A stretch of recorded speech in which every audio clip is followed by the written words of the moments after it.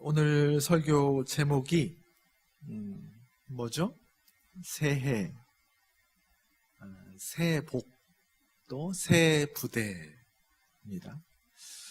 새새새. 요즘 새새새에 제가 꽂혔나 봅니다. 그래서 우리 세번역 성경 읽는 거 새새새 말이 나와서 하는 건데 잘 하고 계시죠? 오늘 말씀은 어떻게 보면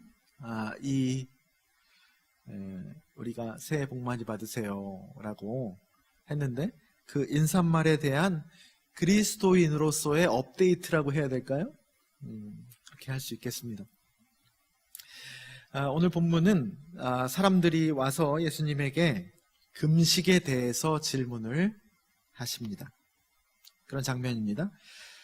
사람들 다 신앙을 위해서 금식을 하고 있는데, 그래서 율법을 철저하게 지키는 바리새인들은 물론이고 메시아 당신께로 인도한다고 하는 그런 세례 요한의 제자들도 금식을 하고 있는데, 정작 예수 당신의 제자들은 왜 금식을 하지 않느냐, 이상하기도 하겠지요. 그때 당시에 산상순에 나와 있는 구제 금식 기도 있잖아요. 사람들에게 보이려고 하지 말고 은밀하게 계신 하나님께 하여라 라고 하는 구제 금식 기도는 신앙인들에게 필수적인 덕목이었습니다. 그 중에 하나의 금식을 하고 있는 거예요. 근데 예수님의 다 금식하는데 예수 당신의 제자들은 왜 금식하지 않냐라고 세례 요한의 제자들이, 그리고 주변에 있는 사람들이 묻습니다. 그에 대한 예수님의 대답이 오늘 본문의 주요 내용입니다. 그에 대해서 예수님께서는 신랑이 빼앗기고 없을 때 금식하는 것이지 신랑과 함께 있을 때 금식할 수 있느냐, 잔치를 해야지 라는 다소 애매한 말씀을 하십니다. 이게 무슨 말씀이지? 라고 하는 그런 말씀을 합니다. 그러면서 헌옷과 생배 조각을 이어붙이면 새 천의 기운에 낡은 천이 찢어지게 된다라는 그런 비유를 하시고, 그 다음은 조금 더 자세하게 설명을 해주시는 것이죠. 그 다음은 우리가 잘 아는 비유이죠. 새 포도주는 새 부대에 넣어야 한다라는 말씀을 해 주십니다. 여러분, 새 포도주는 어떤 속성을 가지고 있습니까? 방금 만든 포도주는 이제 발효를 막 시작하는 거죠. 그 어떤 젊은 포도주입니다. 한참 발효작용이 일어나서 이제 점점 팽창력이 세지는 겁니다. 그런데 그것을 이미 딱딱하게 굳어진 낡은 가죽 부대. 가죽은 왜 점점 두면 둘수록 딱딱해지잖아요. 그래서 튼튼해지잖아요. 신축성이 떨어집니다. 그 낡은 가죽 부대에 넣게 되면 누가 이기느냐? 새 포도주의 팽창력이 이긴다는 거예요. 낡은 가죽 부대의 그 딱딱한 성질보다 새 포도주의 그 생명력이 더 힘이 강하다는 얘기입니다. 그래서 부대가 그것을 감당을 못해서 터져버리게 된다. 그래서 새 포도주는 어디에다 넣어야 된다? 새 가죽은 어떻습니까? 아직 튼튼하지는 않지만 신축성이 아주 좋잖아요. 그냥 포도주가 팽창하는 대로 늘어납니다. 그 상태로 굳어지게 되죠. 그 신축성이 좋은 새 가죽 부대에 새 포도주를 넣어야 한다라는 이치를 말씀해 주고 있습니다. 우리가 신앙생활하면서 참 중요한 것인데 놓치기 쉬운 아주 중요한 문제를 예수님께서 이 비유를 통해서 말씀해 주고 있습니다. 율법과 복음의 문제죠. 이게 아주 미묘한 차이지만 아주 너무너무 소중한 문제입니다. 처음에는 약간의 차이가 있어도 나중에 쭉 가면 이만큼 차이가 나는 것이죠. 그리고 또한 형식과 본질의 문제라고도 할 수 있습니다. 이것을 확장하면 껍데기와 알맹이의 문제, 방편, 수단이죠. 수단과 목적의 문제. 좀 더 쉽게 말하면 이정표, 종착지의 문제입니다. 이종표는 종착지가 아니잖아요. 종착지를 가리킬 뿐이지. 달을 가리키는 손가락과 달, 이런 얘기는 많이 들어보셨을 거예요. 달을 가리키는 손가락을 보면 안 된다. 그 손가락이 향하는 달을 봐야지 라고 또 말할 수 있겠습니다. 그 얘기를 하시고 계시는 것입니다. 제가 가끔씩 얘기하지만 기독교를 기복종교다라고 말하는 분들이 계십니다. 보통 기독교를 기복종교라고 얘기했을 때 어떤 느낌으로 기복종교라고 하죠? 폄하하는 표현입니다. 아유, 기복종교, 기복신앙. 근데 여러분, 그런 말이 들려올 때 그리스도인들은 당당하게 말할 수 있어야 합니다. 기독교는 기복종교입니다. 복에 대한 얘기가 성경에 얼마나 많은데요. 처음부터 끝까지 다 복 얘기예요. 하나님은 우리에게 복 주시기를 원하시고, 아멘이십니까?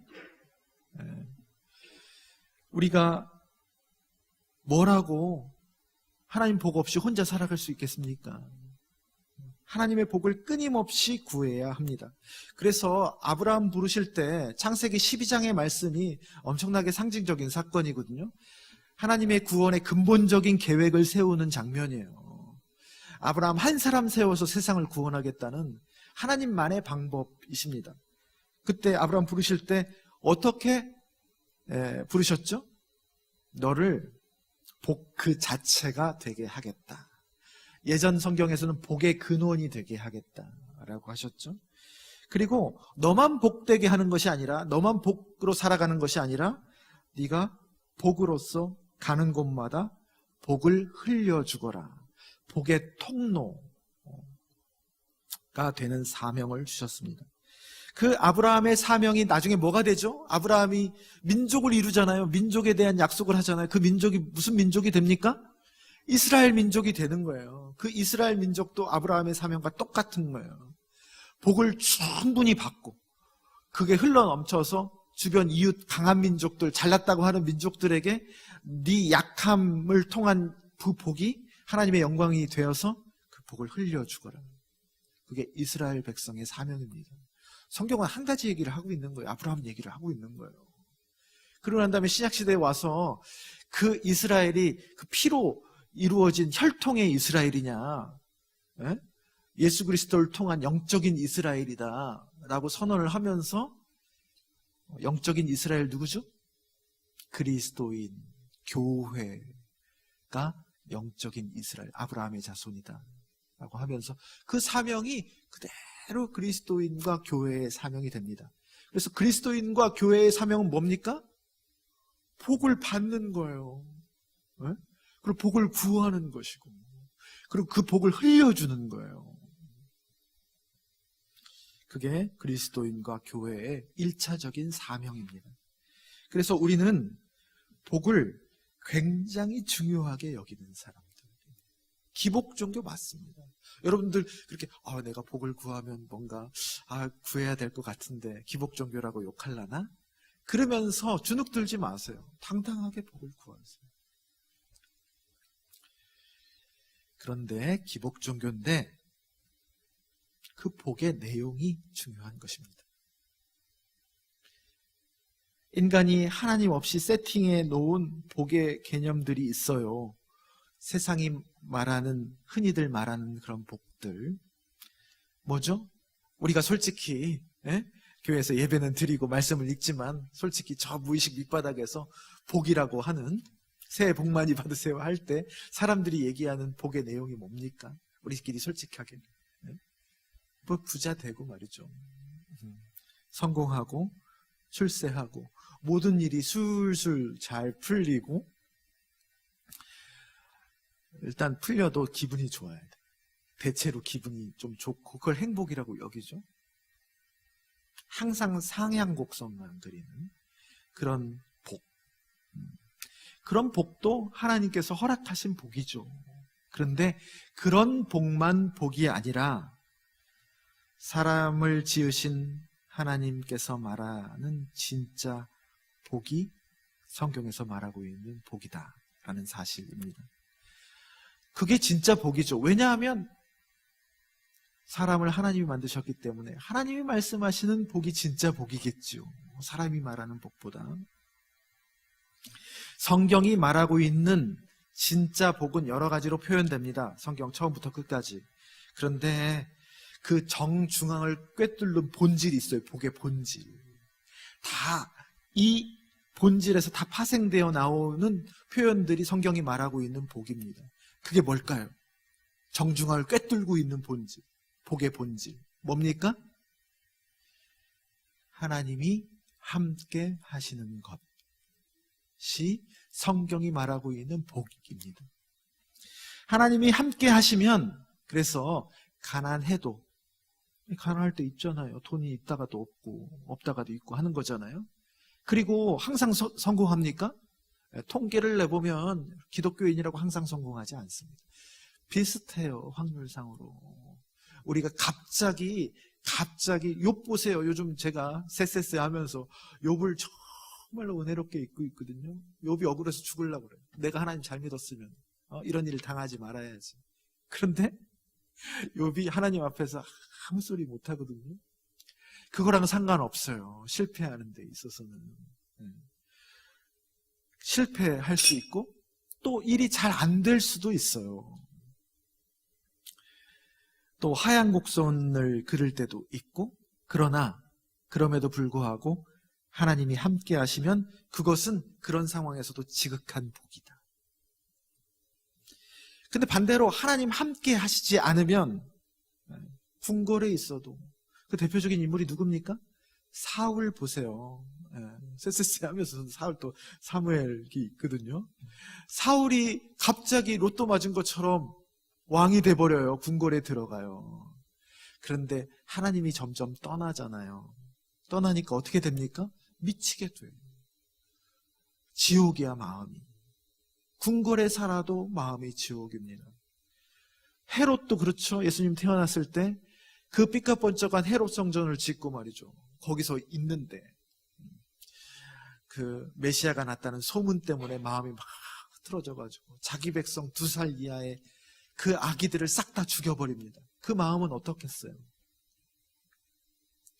궁궐에 있어도 하나님 함께 하시지 않으면 그것은 지옥이고 저주고 성공이 아니게 되고 일이 잘 풀리게 되는 것이 오히려 성경에 그런 표현이 많이 나오거든요. 일이 잘 풀리는 것, 악인이 형통함이 어찌미니까 내가 걔를 방치한 것이다 라고 하나님께서 무서운 평가를 내리십니다.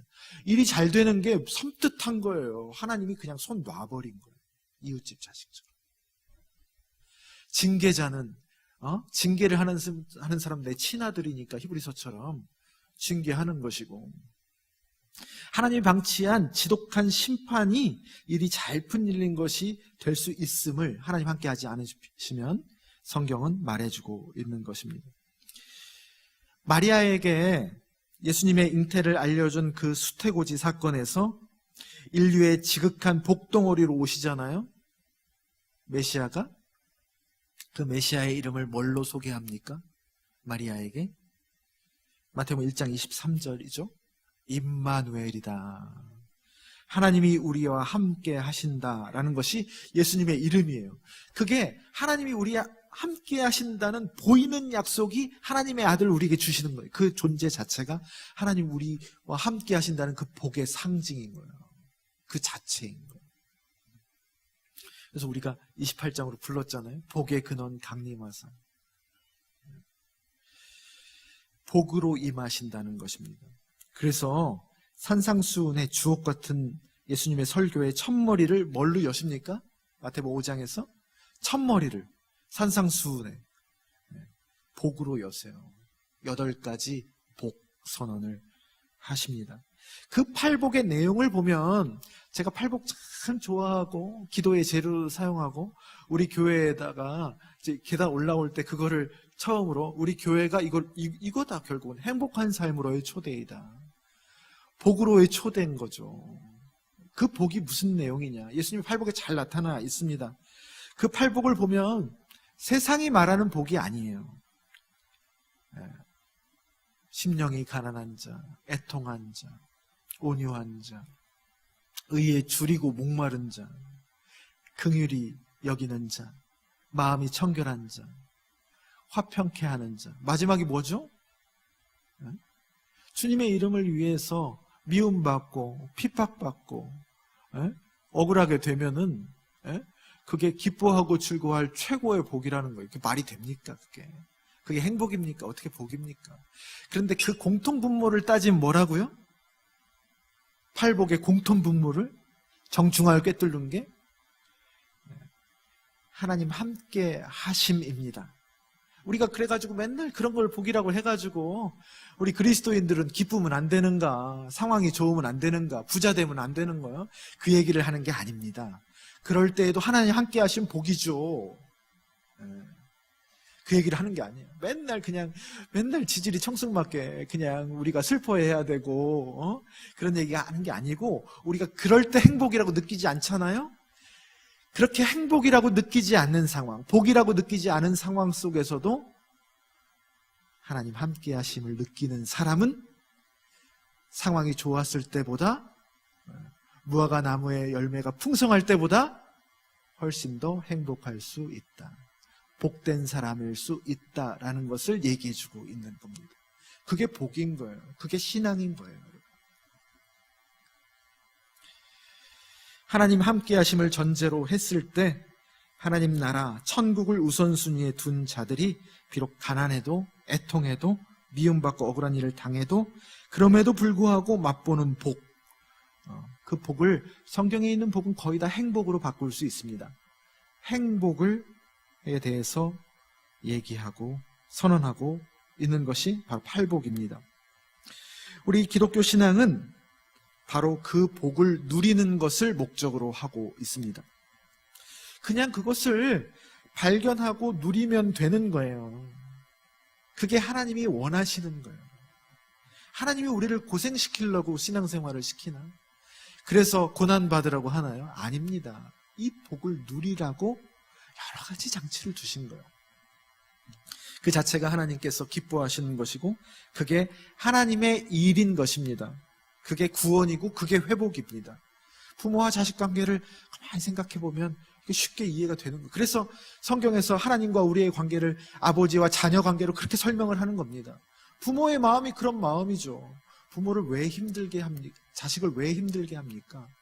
자식 결국은 행복하는 게 목적이잖아요. 부모의 마음이잖아요. 하나님의 목적은 자식들, 자녀들 행복하게 하는 거예요. 근데 잘못 세팅돼 있어. 이걸 돌리려다 보니까 그 고생을 하는 거지. 그래서 여러분, 주님과 더불어 먹고 마시고 함께 동행하는 것이 안 되어서가 문제인 것이지, 그거 하면 되는 거예요. 그거 하면 되는 겁니다.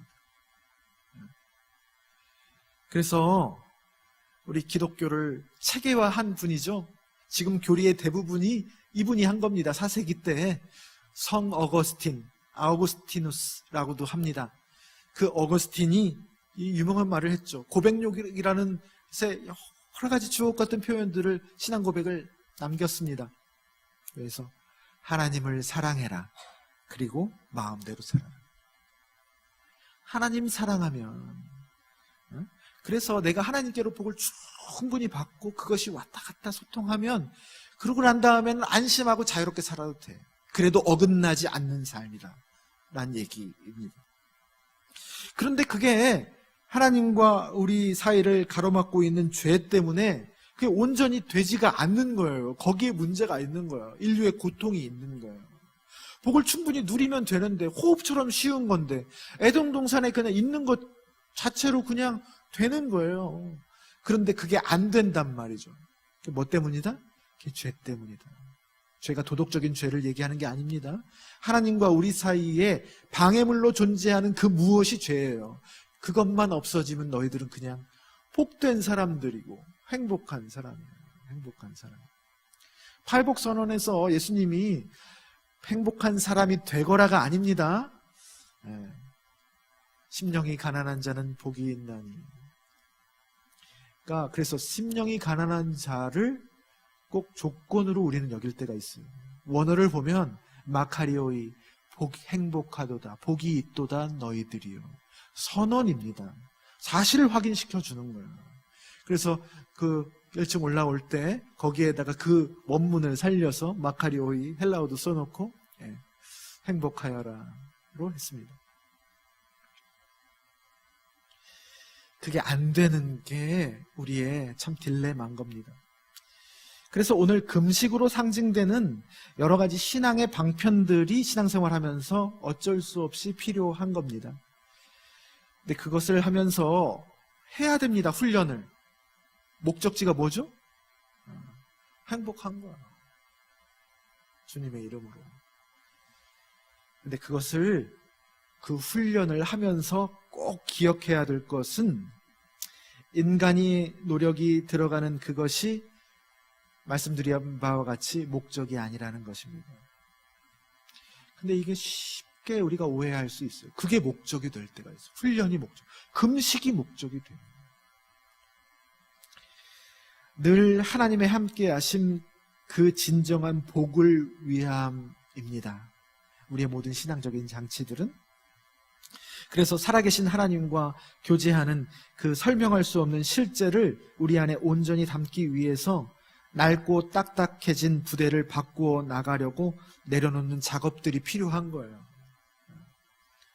말 그대로 개혁이죠. 가죽을 바꾸는 거예요. 가죽을 바꾸는 거예요. 그 개혁의 목적은 뭐에 있다? 그 개혁의 목적은 뭐에 있습니까? 보수에 있습니다. 보수에. 지키는 거예요. 뭘 지키는 거예요? 새 포도주를 지키는 거예요. 그게 개혁의 목적입니다. 우리가 신앙적인 장치들 모든 것들이 나를 바꾸어 나가는 여정이잖아요. 왜 그래요? 우리가 지키지 못하기 때문에 그래요. 지키기 위함이에요. 하나님과 나와의 그 성소, 함께 하신 행복을 지키기 위해서 우리가 끊임없이 부대를 바꾸는 개혁 작업이 필요한 거예요. 그래서 여러분 보수입니까? 진보주의자입니까? 우리 기독교인들은 이런 의미에서 새 포도주를 지키는 자예요. 새 포도주. 참 보수는 개혁자들입니다. 우리가 개혁자들의 후예들이에요. 종교 개혁자들의 후예. 왜 그들이 종교 개혁을 일으켰습니까? 그냥 일단 바꿔보자. 지금 여기가 아주 그냥 힘드니까 일단 바꿔보고 나아지겠지. 그게 아닙니다. 알고 한 겁니다. 아드 푼테스 종교개혁 모토거든요. 근원으로 돌아가자. 원천으로 돌아가자. 보수하자는 얘기예요. 보수하자. 우리 기독교의 원복음. 하나님과 함께 하시는 그 절절한 실제를 돌아가자. 지금은 낡고 딱딱해져가지고 그걸 담아내지 못한다. 터져버리게 된다. 라는 얘기입니다. 얼마 전에 제게 기도를 가르쳐 주신 신학교 스승님이 이제 은퇴를 앞두시고 이제 후학들을 저희가 이제 통합축교단이 장신대 출신들이 거의 있잖아요. 저도 마찬가지고 장신대가 운영하는 수도원이 있습니다. 저 경기도 포천에. 그 수도원에 모아놓고 목회에 대한 이야기를 진솔하게 나누어 주셨습니다. 국민일보에도 최근에 보니까 그 기사가 나왔더라고요. 그때 국민일보 기자가 이렇게 와가지고 이렇게 해갔나 봐요. 저는 일정상 그때 이제 참여하지를 못했는데 녹음본을 들었습니다. 오늘 본문 말씀을 그 목사님께서 하셨는데 오래 기억될 말씀이었습니다. 우리 목사들이 현장에서 전해야 하는 메시지는 늘 새 포도주여야 합니다.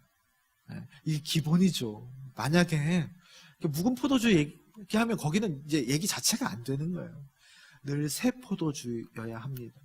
늘 하나님의 살아있는 현존과 임재를 전하는 것이죠. 지금 여기에서 팔딱팔딱 살아있는 메시지를 전해야 되는 것입니다. 그런데 한국교회의 현실이 어떠냐? 그것을 받아낼 그릇이 안 되어 있는 것이 우리가 부인할 수 없는 현실이다. 다 목회 현장에 있는 사람들이니까. 그래서 낡은 가죽 부대에 전할 수밖에 없어. 새 포도주를 담을 수밖에 없어. 그 현실이에요. 그럼 어떻게 됩니까? 터질 수밖에 없어요. 그럼 어떡하겠어요, 그거를. 새 부대로 바꿀 때까지 시간이 걸릴 거 아니에요. 얼마나 많은 그 작업이 필요합니까? 가죽을 바꾸는 건데, 에? 보수를, 새 포도주를 바꾸는 게 보수인데, 이 껍데기, 부대를 바꾸는 거를, 에? 지키는 것을 보수라고 여기는 분들이 얼마나 많아요. 그렇게 또 배웠고, 그래서 시간이 걸리지 않습니까? 근데 어떡할 거예요? 그렇다고 뭐 험포도주를 부을 거예요? 새 포도주를 부어야 하는데, 새 부대로 바꿀 때까지는 시간이 걸리고, 험 부대에다가 부을 수밖에 없는 거예요. 그러면은 터져. 터진 부대를 어떡할 거예요? 꿰매서 기워서 써야 한다. 그래서 목회 현장은 늘 아픔이 있고 시행착오가 있고 상처가 생길 수밖에 없다. 그게 지금 목회 현장, 교회에 부인할 수 없는 현실이다. 그렇게 하면서 넓혀 나가야 되는 거예요. 새 포도주를, 팽창력을 담을 수 있을 만한 공간을 확보해야 되는 거예요. 새 부대가 마련될 때까지. 그게 이 시대 교회와 사역자들이 감당해야 할 부르심이다. 최근 호주에서 교단 연합을 하면서 보통 연합교회라는 이름이 영어로 유나이티드 처치거든요. 유나이티드 처치. 많이 이제 이름이 붙여지지 있지 않습니까? 서양에서도. 그 유나이티드 처치를 관성적으로 써왔는데, 호주 기독교가 교단을 연합하면서 유나이티드 처치라는 관성적인 표현 대신에 뭘 썼냐? 유나이팅 처치라는 단어를 썼다고 합니다. 그게 맞는 거죠. 어떻게 보면. 우리는 되어진 교회가 아닙니다. 되어져 가는 교회입니다. 상처를 받더라도. 실패와 아픔을 딛고 하나님 온전히 함께 하시고 예수 그리스도를 머리로 하여서 한 몸을 점점 이루어가는 곳이 교회라는 말입니다. 그리고 그 안에서 점점 자라고 성숙해 가는 것이 우리 신앙인들입니다. 특히 우리 개신교회는 다른 말로 영어로 말하면 개혁교회거든요. 종교개혁자들이 개혁을 통해서 이루어진 교회거든요. 그런 교파입니다. 종교개혁 교파입니다. 그걸 영어로 Reformed Church라고 그러거든요. 개혁된 교회, 개혁한 교회. 그런데 Reformed Church는 모토가 있습니다. Reformed Church는 항상 Reforming Church이어야 종교개혁의 정신을 계속 유지할 수 있는 것이다. 안 그러면 리포밍이 안 되면 그건 개혁교회가 아니다. 이미 굳어진 교회죠. 그게 개신교의 정신입니다. 늘 ing예요, 여러분. 우리의 신앙도 ing이고 우리의 교회도 ing입니다. 그때 갑자기 ing로 가다가 니를 됐잖냐, 지금까지 어떻게 해왔냐, ed를 붙이는 순간 그거는 굳어지게 됩니다. 교만해지게 되는 것이죠. 사랑하는 낮은동산교회 성도 여러분, 결국 우리 신앙의 성숙을 또 다른 말로 보면 회복 탄력성이라고 말할 수 있겠습니다. 우리에게 주어진 충격은 늘 있어요. 근데 그걸 얼마나 빨리 회복하느냐가 신앙의 성숙도라고 말할 수 있겠습니다. 내 안에 말씀을 잃어버렸다면 다시 얼른 말씀을 회복하고, 내 안에 예배가 힘을 잃어버렸으면 예배의 자리를 얼른 지키고, 상황이 힘들고 마음이 바닥이고 감정이 요동칠 때 있지요. 나만 그런가? 다 그렇습니다. 사람이 있기 때문입니다. 그렇더라도 하나님 함께 하신다는 약속, 그 복, 행복, 그건 하나님과 나 사이에 내 거거든요. 빼앗기지 않는 내 거예요. 그것을 다시 붙잡기 위해서 집중하고 또 돌아오고, 다시 엇나갔더라도 다시 돌아오고, 하는 돌아옴의 근육이 회복 탄력성입니다. 그게 신앙의 성숙의 척도입니다. 성경 처음부터 끝까지 그 얘기를 하고 있는, 하나님 함께 하시니까. 요한계시록이 여러분 무서운 책 같죠? 얼마나 우리에게 위로를 주는 책인데요. 요한계시록에 딱 한 가지 메시지. 하나님, 주님 거기에 함께 계시니까 너희들은 그 자리를 지키고 버티거라. 반드시 이긴다. 라는 메시지입니다. 올 한 해 우리 낮은 동산 교회가 더 선택과 집중을 했으면 좋겠습니다. 뭐예요? 말씀과 기도와 예배입니다. 하나님 중심적인 신앙입니다. 하나님 중심적인 신앙, 하나님 주인 되시는 교회의 순도를 높여나가는, 그게 뭐라고요? 복이요, 복. 그 복을 이 새해에는 많이 받고 누리기를 소원합니다. 그게 점점 되어야 우리는 성도가 되어가고 교회가 되어져 가는 겁니다.